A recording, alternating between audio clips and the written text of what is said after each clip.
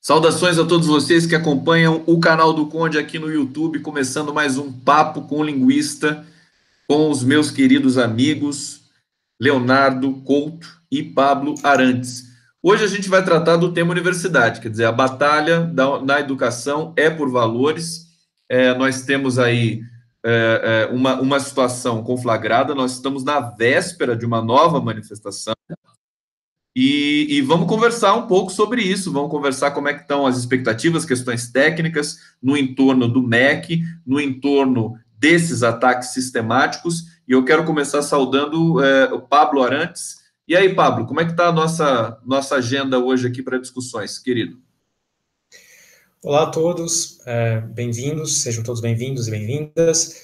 Então, a gente achou que era legal falar desse tema da universidade, porque, na verdade, assim, o ataque continua, né?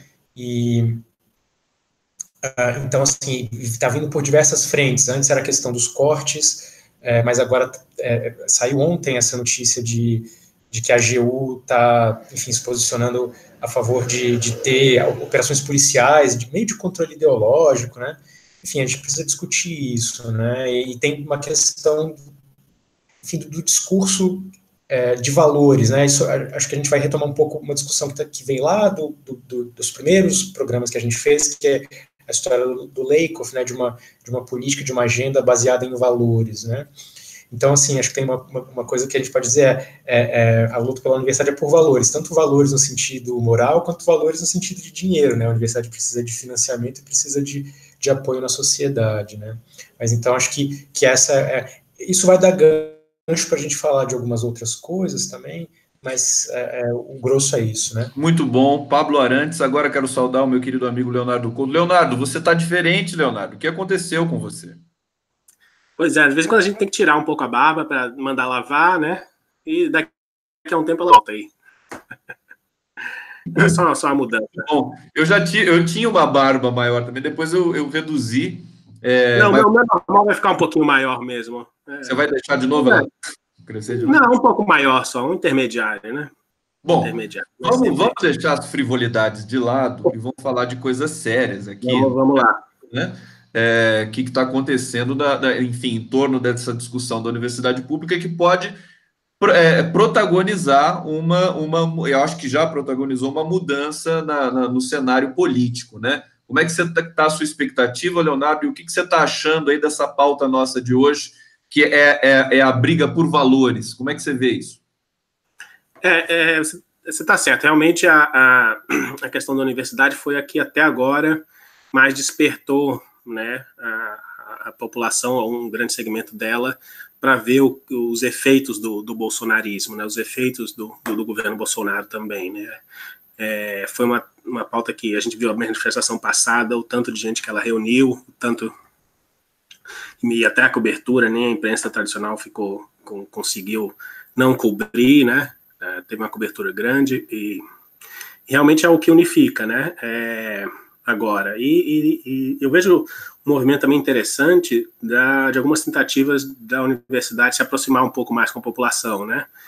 Não são tentativas ainda institucionais, mas são grupos de acadêmicos, né, seja professores, seja alunos de pós, tentando fazer um trabalho de divulgação científica, né, mostrar que, olha, a universidade não é à toa que ela é financiada com dinheiro público, né, que ela trabalha para a população de fato, né? Seja em coisas que não tenham muita aplicação imediata, né? Seja ciência básica, ou seja mesmo ciência aplicada, né? Quase todo o conhecimento de pesquisa que se produz no país é quase toda a universidade pública, né? A gente sabe o Bolsonaro uma vez declarou que não tinha, etc. A gente sabe que é falso, né? É quase a totalidade mesmo, né? É muito pouco conhecimento que é produzido em indústrias, que no Brasil elas quase não contratam pesquisadores, né, ou universidades particulares que a maioria são centros de ensino, no sentido de elas ensinam só, mas não produzem pesquisa, né. Então a expectativa é boa, realmente, ver se a adesão, eu imagino que só vai crescer, né. Bom, quero saudar a todos aqui que estão chegando para a nossa transmissão no canal do Conde, todo mundo aqui elogiando a barba nova do Leonardo Couto, também dando, o Pablo Arantes também pode deixar uma barba no futuro próximo, né, para ficarmos os três barbudos aqui. Gente, tomando como base aí esses dois comentários preliminares, queria discutir, porque isso que o Leonardo falou não significa que, por exemplo, a comunidade acadêmica não queira que a iniciativa privada, que as universidades privadas produzam pesquisa. Na verdade, eles não produzem porque existe um sistema, né, que não permite que eles... Seria muito interessante se nós tivéssemos também um sistema de conhecimento privado que produz, mas nós não temos isso. Você consegue explicar esse fenômeno, Pablo Arantes, e já agregando um pouco o discurso do Weintraub, por exemplo, enfim, insinuando que se poderá cobrar mensalidades e que os alunos vão ter de se responsabilizar pela limpeza das universidades? Como é que você está vendo esse cenário? Eu queria que você lançasse aí, desse o pontapé inicial do nosso debate. Não, na verdade, a gente tem instituições particulares que fazem tanto bom ensino quanto boa pesquisa. É o caso das PUCs, por exemplo. Não massificado, né? Mas é um pouco mais concentrado. Exatamente. A questão é essa, né? E também tem um pouco a ver com a seriedade das instituições, né? Porque eu acho que a PUC tem né, as PUCs e tal tem um compromisso, né? Enfim, com certas coisas, com certos valores, né? E acho que, na verdade, o problema é que você tem muitas e muitas particulares aí que são caça-níqueis, né? Então, acho que tem um pouco a ver com isso. É claro que pesquisa num certo nível nunca será massificado para além de um certo nível, quer dizer, nunca vai ser difundido além de um certo ponto, porque, de fato, é preciso ter recursos e tal. Não é um problema que o sistema como um todo tenha aquelas instituições que basicamente fazem ensino e tal. Mas, e o que a gente sabe é que as PUCs, as que produzem, né, boa pesquisa, elas também são financiadas pelo CNPq, pela CAPES, né, muitas verbas de pesquisas também vêm, de alguma maneira, enfim, da FINEP, de instituições que são públicas, né. Então, não tem muito como fugir disso. Então, a gente precisa falar um pouco disso, que no mundo inteiro, onde há pesquisa, há dinheiro público, né? E mesmo onde há dinheiro privado para pesquisa, em geral, ele no fundo, se você for buscar, é dinheiro que é público, né? Nos Estados Unidos você tem muita empresa de tecnologia que desenvolve pesquisa de ponta, mas em geral isso tem a ver com contratos que vêm, por exemplo, da área de segurança, né? São pessoas que são contratadas pelo Pentágono, pelo Departamento de Defesa, né, etc., para fazer pesquisa. Então, sempre vai ser dinheiro público no fim das contas. Então, esse é um aspecto que precisa ser discutido com seriedade, as pessoas precisam ser informadas disso, né? O que me preocupou essa semana foi que eu ouvi, enfim, notícias e tal, de que o governador da Bahia, o Rui Costa, tinha, enfim, foi uma bola fora, enfim, uma coisa que... Foi um momento errado, né? No momento errado, você dizer que, né, não, precisamos considerar e tal, me parece um aceno numa hora muito ruim, né, quando está todo mundo mobilizado para proteger, né, e para principalmente rebater essas ideias falsas, né. Enfim, parece que ele está lá enfrentando problemas com professores da rede estadual, né? A Bahia tem um bom sistema de universidades estaduais, muita gente, inclusive, da Unicamp, né, colegas nossos que fizeram pós-graduação aqui em São Paulo foram dar aula no sistema estadual, alunos de lá, eu conheço, vieram fazer pós-graduação aqui. Então, não sei se ele está aí com um problema doméstico, né, e ele resolveu... Mas eu achei uma bola fora, assim. Bom, eu vou ler alguns comentários aqui dos nossos internautas antes de passar para o Leonardo Couto. Solange de Amaral Cibo, quero meu país livre. Nélia Luna, boa tarde. 30M, vamos lutar pela educação. A gente vai falar do 30M, que é a manifestação, o protesto de amanhã da educação, né? Lúcia Lula Milani, eu coloco o sininho em todas e ele volta segundo. Ela está dizendo aqui das notificações. Luciana Barros, Condão, ataques de todo lado. Vamos avançar aqui. Luciana Salazar Salgado, querida nossa colega linguista, pois unidade. uma pauta que pode produzir unidade, mas temos de construir esse valor como comum. Olha só, Leonardo Couto, queria que você comentasse aí os nossos tópicos voltados para a questão dos valores que estão embutidos na discussão sobre a educação brasileira nesse momento que está sob ataque realmente, né? Então, nós temos o atraso na nomeação de 8 reitores, temos o enunciado autonomia não é soberania, temos também a ideia de que o professor não pode atuar como militante, como uma ideia que foi propagada pelo ministro da Advocacia Geral da União, né, sobre o pedido para o STF liberar polícia nas universidades. Essa questão da polícia nas universidades está na ordem do dia. Queria que você desse aí seu parecer, enfim, sua percepção sobre esses tópicos aí que a gente perpassou. Leonardo. Lembrar primeiro, isso retomando até do programa anterior que não estava, né, que a AGU basicamente é a advocacia do governo. Então, não interessa quem esteja lá, eles vão fazer o jogo do governo, vão atuar como advogados do governo. Isso é bem diferente, por exemplo, do caso lá da procuradora do INEP, né? A procuradora do INEP, isso é uma coisa da burocracia brasileira, que essas instituições que chamam de administração indireta, quem está nessas procuradorias são procuradores federais e não advogados da União, né? Então ela tem mais essa independência mesmo de falar assim, olha, não quero saber o que você, presidente do INEP, quer de fato, ou você ministro, né? Ela ganha ali um complemento, mas o salário dela já é lá perto dos 30 mil, não é aquilo lá que vai pressionar ela, né? Então tem essa diferença, né? A AGU vai fazer o jogo do governo mesmo, vai pedir essas coisas, e essa história de professor ser como é que eles chamaram, de militante, né? Isso a gente sabe que é um delírio, não acontece na prática, né? É mais uma dessas fake news, de certa forma, né? De dizer que tem aquele professor militante, porque o cara fora da sala de aula é de fato filiado ao PT ou ao PSOL, como ele tem direito e pode, acham que naturalmente ele faz isso dentro da sala de aula, mas isso não ocorre, né?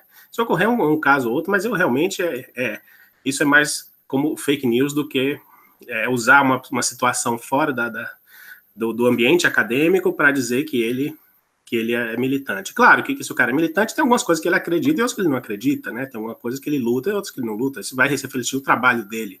Mas daí a dizer que ele faz a cabeça dos alunos, né?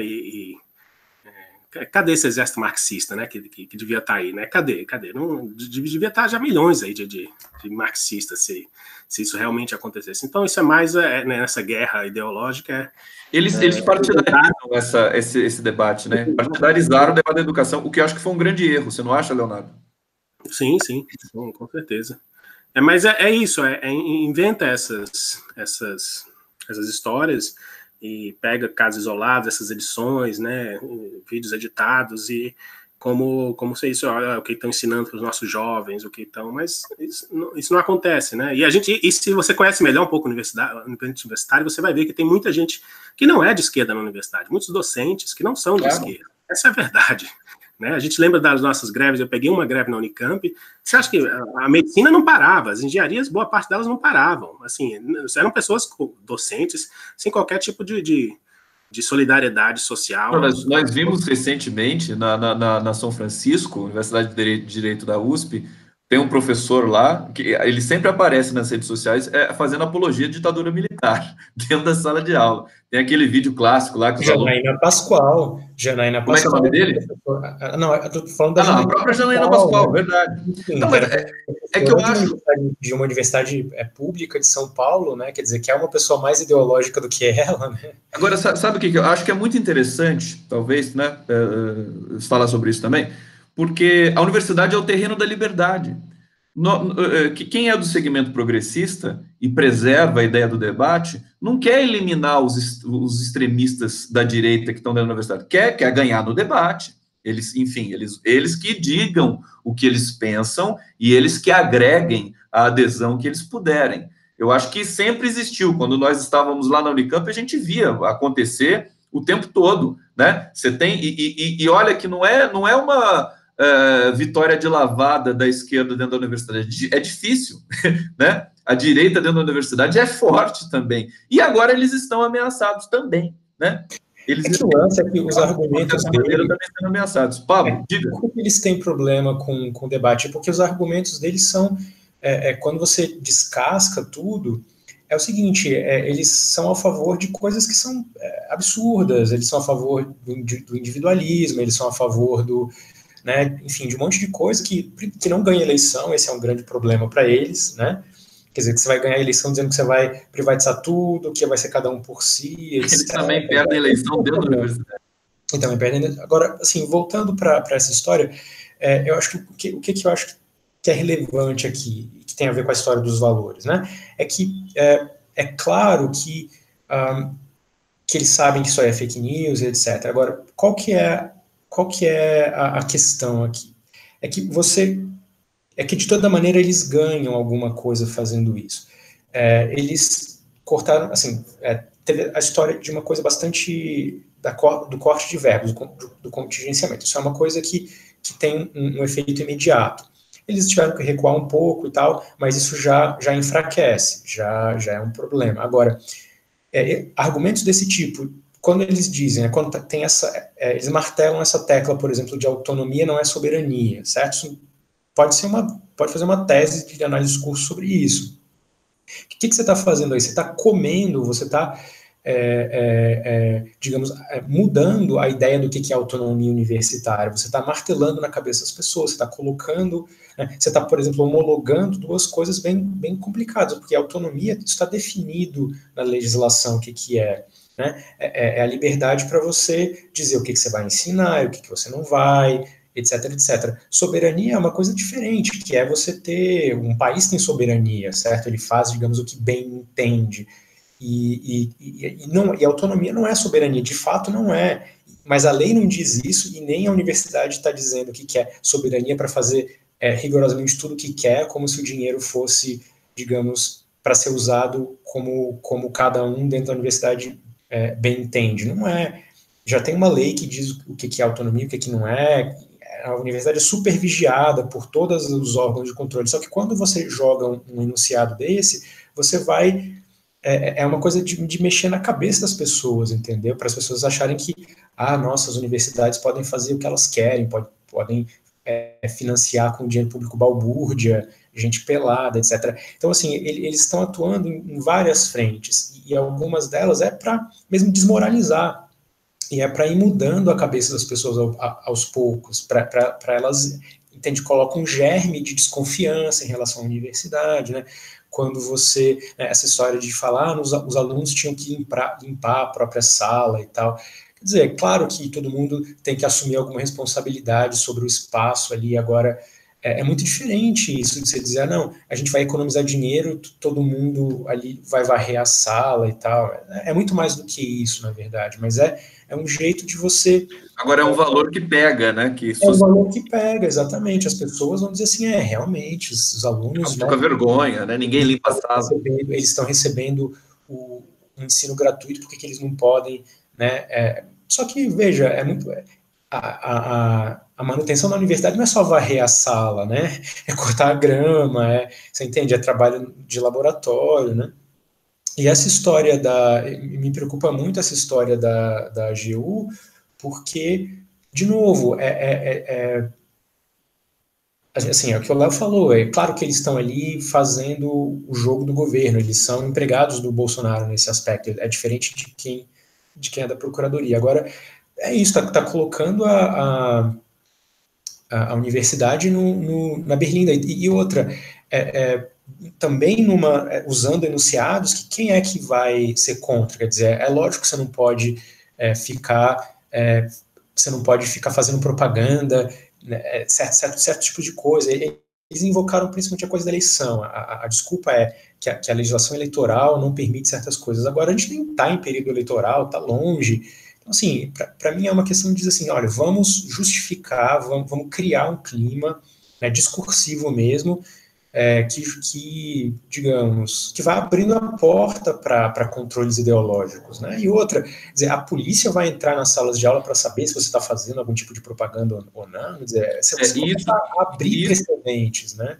Isso tem acontecido sistematicamente. A gente está vendo várias, né? A polícia entrou na USP recentemente, dentro da sala de aula, em Goiás também, em Goiânia teve um caso desse. A Luciana Salazar está dizendo aqui, né? Aquela cena da faixa sendo retirada em Curitiba mostra isso que o Pablo está dizendo aqui, justamente. Pois é, quer dizer, você vai dizer que aquilo era político e ideológico, quer dizer, um cartaz que defende a educação, mas se você vai construindo um discurso em que qualquer coisa que soe assim, isso é defendido pelo grupo X, então isso é ideológico, né?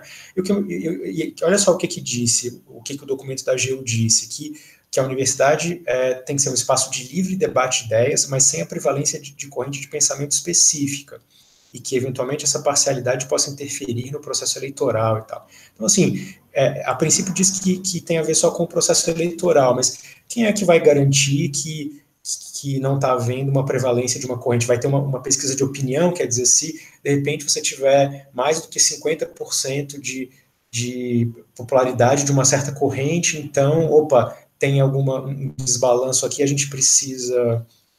E outra, só para terminar, a minha pergunta para a Gil é a seguinte: então, vocês vão para o Ministério Público, para a Justiça, para saber se tem lá também uma prevalência de uma corrente de pensamento específico? Vocês vão ver se os juízes estão julgando com viés que é ideológico, né, ou não é ideológico? Quer dizer, vamos então, generalizar esse controle de imparcialidade para todo o espaço público, né? Perfeito. Pablo Arantes, agora passo para o Leonardo Couto, querido. Vai direto com você. Sim. Vou voltar lá um pouco, né, a ideia da cobrança das universidades, né, que o Pablo voltou a mencionar, e desse pagamento, né. Lembrar que em nenhum lugar do mundo, mesmo as universidades pagas, né, o custo de cobrar uma mensalidade paga o custo do aluno estar lá, né? No melhor dos casos, já vi esses números, às vezes paga metade do custo do aluno, né? No Brasil, não pagaria muito menos do que isso, né? Então, começar a cobrar mesmo de quem supostamente poderia pagar, o que isso é uma grande discussão mesmo no Brasil, ainda por cima, né? A gente sabe como é a carga tributária para a classe média e para as classes mais baixas, né? Seria muito pouco eficiente também, né? E aí outra coisa que a gente precisa comentar também é que educação de instituições não públicas, digamos assim, no Brasil, ela em número de absoluto de alunos, ela é feita de instituições que querem ganhar dinheiro com a educação, mas isso, nenhuma universidade boa do mundo é uma empresa, né? Está visando lucros, e as boas, por exemplo, aqui no Brasil, as PUCs, né, elas não são empresas, elas não dão dinheiro, né, são instituições comunitárias, que a gente chama, né. Então, a educação não é uma coisa que deva dar dinheiro para ter qualidade, né. Quando tem qualidade, ela não dá dinheiro. Agora, vai tentar explicar isso para um neoliberal como o Paulo Guedes. Ela ganha dinheiro também, as gigantes brasileiras ganham o dinheiro que ela dá, digamos assim, é para a sociedade no médio e longo prazo, né? Na formação das pessoas que vão contribuir, vão no mercado de trabalho, vão pagar mais impostos e tal, né? Então, essa ideia também do aluno, ele vai ser gratuito a universidade e ele devia pagar de alguma forma, etc. Mas, de certa forma, ali os pais dele já estão pagando através de impostos, né? O resto da sociedade, eles, quando conseguir um estágio e comprar qualquer coisa, ele está pagando impostos, né? Então é falsa também essa ideia de que tudo é de graça, é uma benesse do governo, né? A gente tem que enquadrar isso como um direito, né? Um direito, e que não deve ser só para pessoas privilegiadas, mas basicamente um direito, e não uma benesse, né? Perfeitamente, Leonardo Couto. Eu queria lembrar aqui, enquanto você estava falando, essa questão do financiamento, né, da universidade, quem paga, se é a sociedade que paga, quanto paga.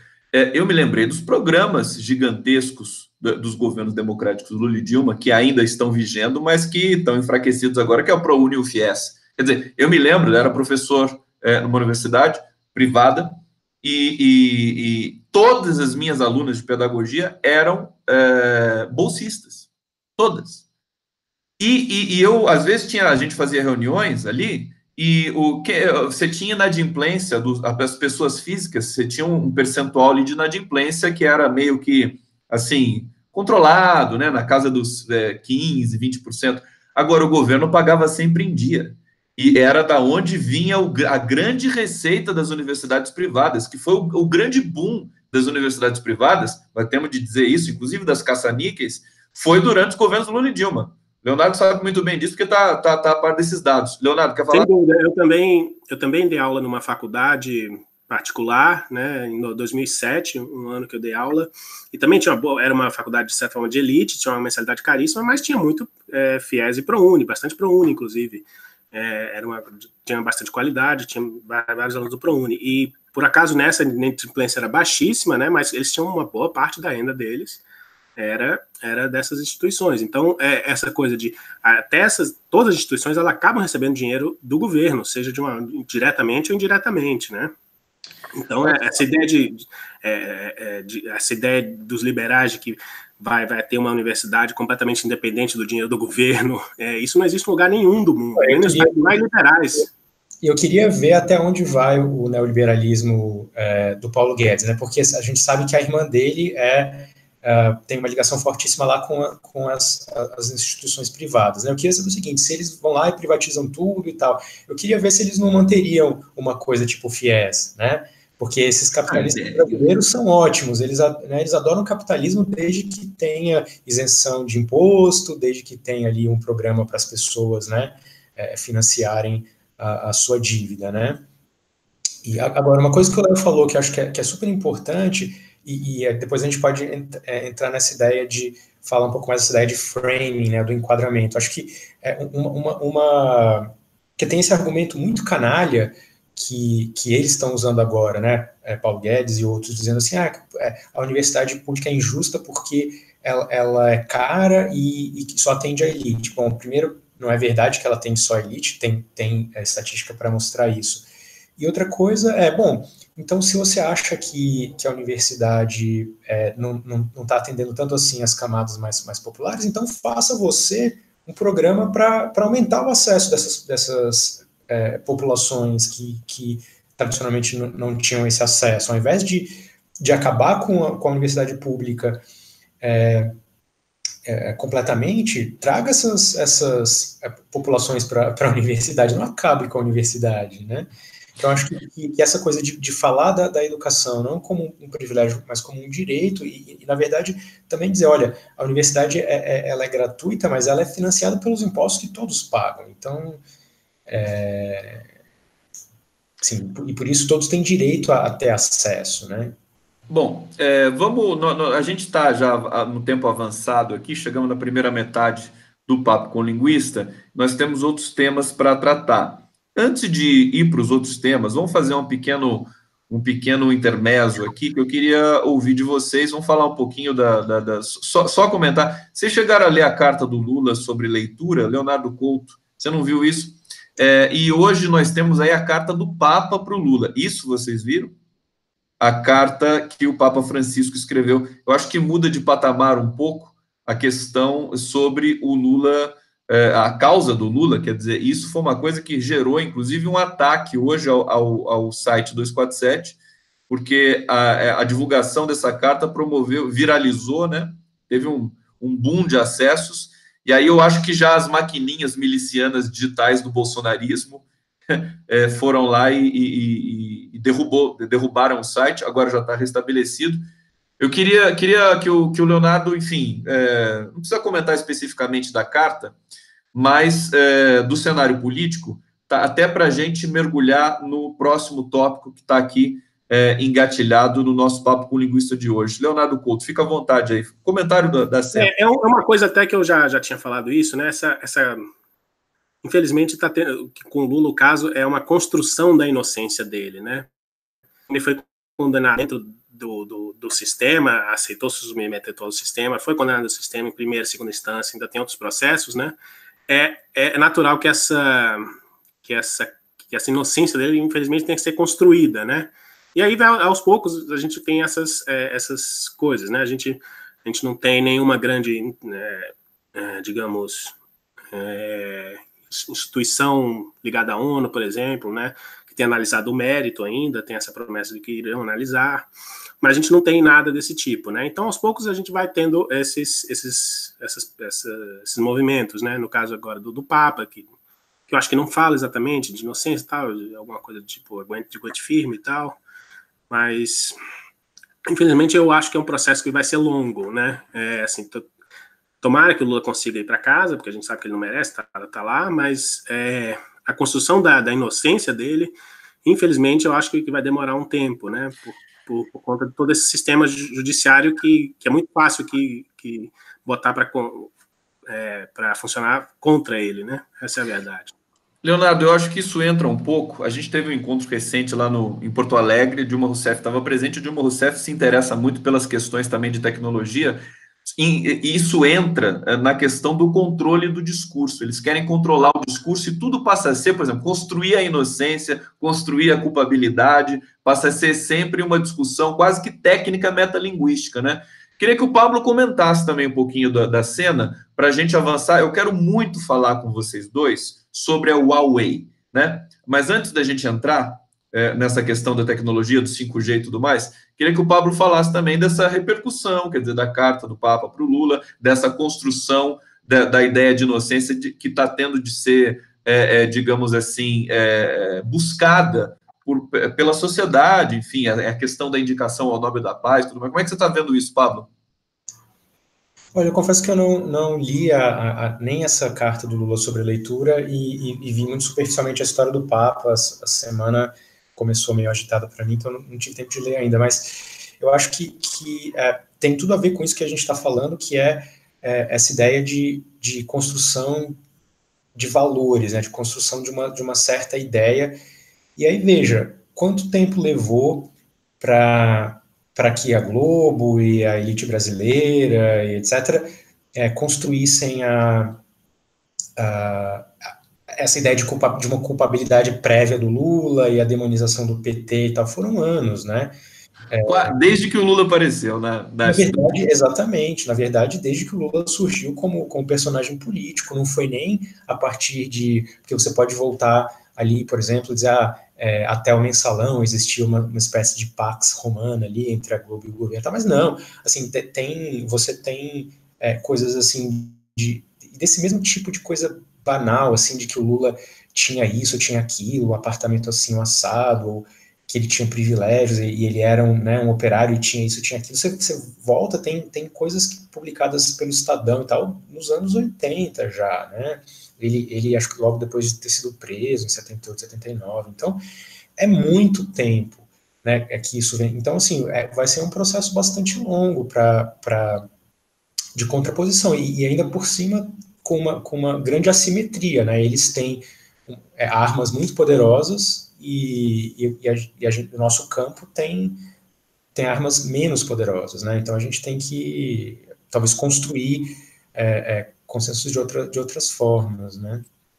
Agora, só queria dar um exemplo de uma coisa assim que é um outro, mas para a gente resolver em 5 minutos, assim, que é essa história que eu acho que é um gancho para essa questão da educação e de valores, né? Que o Léo que separou uma notícia curtinha que o jornal Guardian, né? Ele passou agora a não usar mais a expressão mudança climática. Ele está agora preferindo expressões como crise climática e aquecimento global, né? E parece uma coisa totalmente não relacionada, mas qual que é a história aí? É a percepção da força de uma expressão, né? Então, assim, qual que foi a justificativa deles? Que a crise, né, climática chegou num ponto tal que não dá para você ficar usando expressões que são, no fim, meio suaves, né? E esse é um caso que o Lakoff analisa. Ele mostra muito bem como a expressão mudança climática foi uma coisa emplacada por uma grande campanha dos conservadores e tal. Então, eu acho que a gente tem que saber isso, que essa briga pela educação é uma briga por slogans, é uma briga por por fazer a cabeça das pessoas. Então, não é uma coisa simplesmente tática, é uma coisa estratégica de longo prazo, né? Eu diria que a gente vive sob o império do lexical, digamos assim, é a palavra, né? A palavra, no Brasil isso é muito emblemático, o mensalão, o petrolão, a imprensa tenta emplacar certos conceitos, a própria reforma da Previdência, reforma tem um sentido positivo e tudo mais, para você tentar engrupir, fazer descer goela abaixo da população, uma mudança na Previdência, que na verdade não é uma reforma, é uma mudança, né? E é por isso que tem muita diferença, né? E eu acho que nessas manifestações e tal, nesse grande movimento que tem que ser feito pela construção de uma certa imagem do que é a educação, eu acho que a gente deveria se preocupar com slogans, com palavras de ordem, com bandeiras que não são tão de curto prazo, que remetam para isso, para o valor universal da educação, para o valor da educação como uma coisa, né, para o futuro, né? Eu quero até aproveitar, viu? Eu quero dar um recado aqui para os nossos internautas que às 14 horas hoje, aqui pelo canal do Conde, eu vou entrevistar o Henrique Fontana, deputado federal do Rio Grande do Sul pelo PT. O Henrique Fontana é uma figura, assim, enfim, muito atuante desde do governo Fernando Henrique Cardoso em Brasília, e ele tem um projeto que chama PEC das Diretas, que é justamente é um dispositivo antigolpe no Brasil, porque o vice no Brasil, acho que tem mais vice-presidente que chegou à presidência do que propriamente presidente da República, né? É um dispositivo do sistema, né? Você elege o presidente, mas pé de laranja, e o vice assume depois para ser... Então, na verdade, o projeto dele, a gente vai discutir sobre isso, então eu convido todo mundo para assistir a entrevista com o Henrique Fontana às 14 horas aqui no canal do Conde. Antes de passar para o Léo, deixa eu ler mais alguns comentários aqui dos nossos internautas, né? Marisete Souza, cadê os comentários do bate-papo? Não estão aparecendo. Tá tudo aparecendo aqui para mim, Marisete. Vander Lúcia Martins Brandão, Acorda Brasil, vamos dar likes, gente. Luciana Salazar Salgado aqui. O ponto, a batalha discursiva, evidentemente a batalha discursiva, e eu acho, viu, Luciana, que é uma questão voltada, sobretudo, para essa condensação, quer dizer, o léxico, a palavra, né? O império da palavra, que ela chega muito mais rápido e reverbera de maneira muito mais consistente, porque seria o império do discurso, né? Mas você lê um texto de cabo a rabo, vai um tempo, né? A gente vive um pouco nessa síndrome aí da ansiedade e da celeridade. E esses slogans, eles encapsulam muito, né? Por exemplo, a história de autonomia não é soberania. Olha quanta ideia está resumida em 3 palavras, né? Sim, claro, né? Modifica tudo, né? Leonardo Couto, eu quero falar da Huawei do 5G, porque eu acho que também isso está implicado numa questão que também é a batalha discursiva lexical, né? O Huawei, que é a questão da tecnologia 5G, é uma guerra muito forte enfim, até de lawfare. Nós estamos tendo lawfare agora pelo mundo todo. E essa tecnologia chinesa. O que você tem para dizer para a gente, né? O Pepe Escobar, Leonardo Atush, sempre discutem as questões voltadas para essa tecnologia do celular, porque isso modifica todo o cenário das plataformas aí para os próximos anos, né? Como é que você vê esse fenômeno aí dessa guerra tecnológica, Estados Unidos e China, né, basicamente?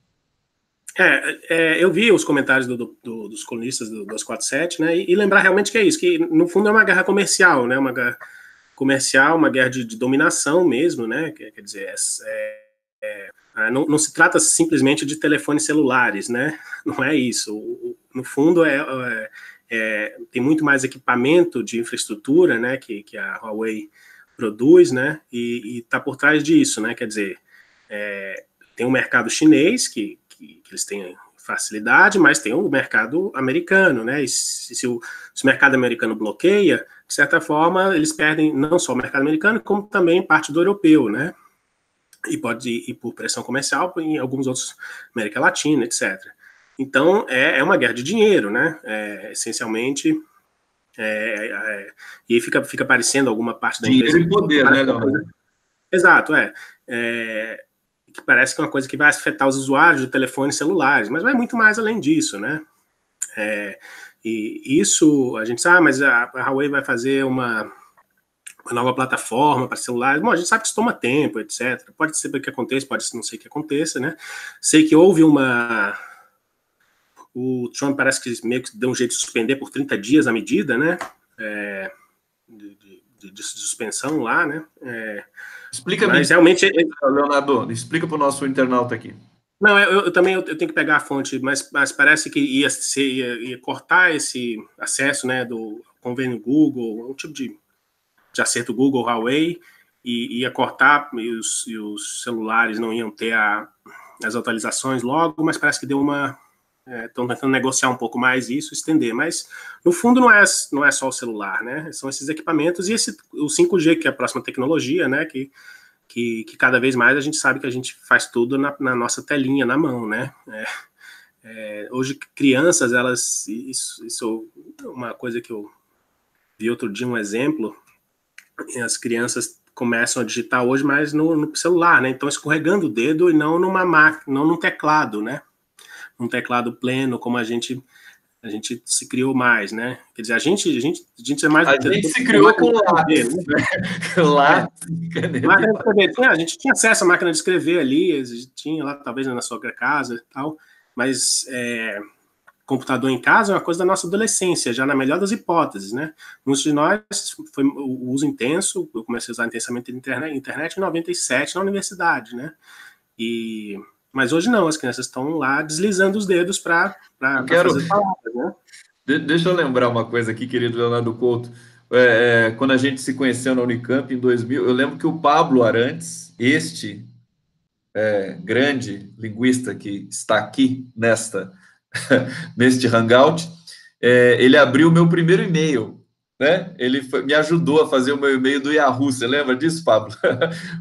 19 anos atrás, né? Então a gente estava ali engatinhando ainda na questão da tecnologia. Grande Pablo, que a gente divide uma história, Leonardo Couto também, muito bacana dividir essa história com vocês. Eu queria dizer, tem aqui o Valdemir Araújo, está dizendo, a Apple vai se ferrar com os chineses. Eu queria destacar e passar para o Pablo o seguinte, os chineses, eles não se intimidam, eles vão para cima, e eles já estão também desafiando o Google, porque sabe que Google e Facebook, fundamentalmente, vão defender os interesses da Apple e da Samsung, enfim, de todo esse conglomerado ocidental.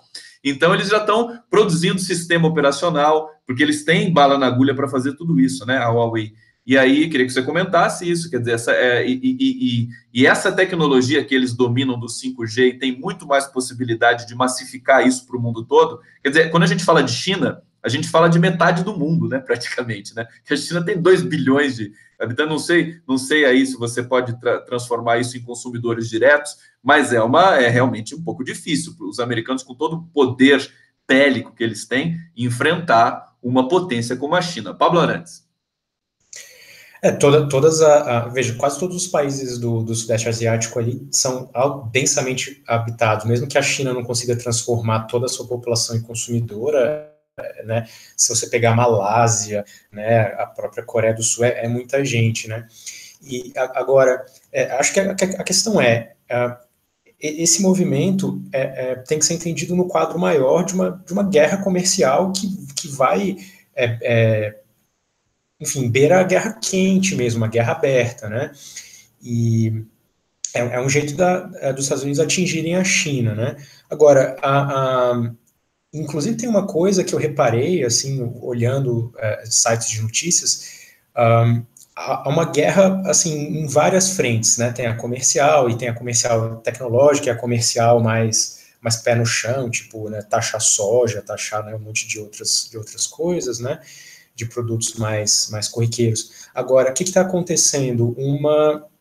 Eu estou vendo, por exemplo, ataques... não sei quantos anos vai fazer esse ano a história da Praça da Paz Celestial, acho que vai ser um aniversário redondo, eu não sei, e os jornais americanos estão assim... 30 anos, né? Eles estão bombardeando, assim, essa história, relembrando, não sei o que dizer, isso não é um simples apreço pela democracia e né, assim, um protesto contra um regime fechado, não sei o que, não é, isso aí é para ferir a imagem da China no mundo, por mais que você tenha críticas, né, ao regime chinês e tal, e realmente é muito criticável por N coisas, não se trata disso, quer dizer, é essa tentativa de atingir a China de muitas e muitas formas. Eu estava lendo, inclusive, um artigo que faz um histórico, né, e diz que, na verdade, esse aumento na intensidade da guerra com a China no fronte comercial vem desde que a China começou a fazer restrições aos serviços de tecnologia que os Estados Unidos ofereciam. Então, o que a China fez? Falou assim, olha, o Google não vai entrar aqui direto, o Facebook, tá, a gente vai desenvolver, a Amazon, a gente vai desenvolver as nossas próprias companhias e tal. Desde lá, os Estados Unidos se sentem prejudicados pelas ações da China. Então, é uma coisa que vem desde lá. Uma coisa que eu achei interessante também, uma movimentação nova, que parece que está havendo, é o seguinte, que parece que o Xi Jinping, ele queria ter uma atitude mais negociadora com o Trump, porque parece que o que ele fez uma relação pessoal desde o início, ele foi bastante esperto, e ele foi um dos primeiros a visitar o Trump e tal, e meio que a impressão que dá é que ele achava que podia manobrar o Trump, ele pessoalmente ali, e parece que o Politburo chinês, né, venceu o Xi Jinping no voto. Então, que eles vão ter uma postura mais contra a vontade do Xi Jinping, vão ter uma postura mais agressiva em relação aos Estados Unidos, né? Pablo Arantes, eu tô contente aqui porque quando eu levanto o dedo assim para falar aqui no nosso Hangout, parece o Lula livre, né? Já parece o Lula livre assim, então eu tô querendo falar, tem o Lula livre vulcano e o Lula livre tradicional terráqueo, né? Leonardo Couto, eu vou pedir para você fazer considerações finais, porque eu vou correndo, passou rápido aqui nosso papo, né? Eu vou correndo fazer a live no 247 e depois eu volto aqui para entrevistar o Henrique Fontana, tá? Um dia bem agitado, tem entrevista à tarde também. Então, assim, considerações finais para a gente já encerrar esse Hangout, agradecendo já a todo mundo que acompanhou aqui esse papo sobre educação, sobre tecnologia. Leonardo Couto. Bom, saudações para vocês, para todo mundo que está assistindo a gente, e vamos ver como é que vai ser o movimento amanhã, muita expectativa boa, e para mostrar que o Brasil não é só bolsonarismo, né? Um abraço, camaradas. Bom, obrigado, querido Leonardo Couto. Pablo Arantes, dá um tchau para a galera aqui e vamos tá ligado no movimento de amanhã, né? Esperamos que o movimento seja realmente forte, mais uma vez. Pablo, seu microfone, querido, você não ligou. Todo mundo nas ruas amanhã e vamos botar a criatividade para funcionar, para produzir esses slogans que não serão vazios, né? Slogans que encapsulem, que capturem, né, esses valores né, eternos, perpétuos da educação, né, de uma educação livre, de uma educação, né, libertadora. Vamos botar a criatividade aí para funcionar e pensar nisso, que a educação pode ser essa bandeira unificadora e essa bandeira que nos permita movimentos de longo prazo, movimentos de estratégia, não de tática, né? Muito bom. Eu costumo dizer que o canal do Conde é um berçário dos Hangouts, porque eles vão depois para a TV 247, a gente faz aqui ao vivo, aproveita a tecnologia, a plataforma, mas também é um berçário das ideias e dos tópicos, né? Porque a gente, sempre os nossos programas ficam questões, abrem janelas para novas discussões. Um abraço para vocês todos. 14 horas estou de volta aqui, 13 horas estou indo já direto para a TV 247 e a gente volta a conversar. Um grande abraço e até o próximo Papo com o Linguista. Valeu!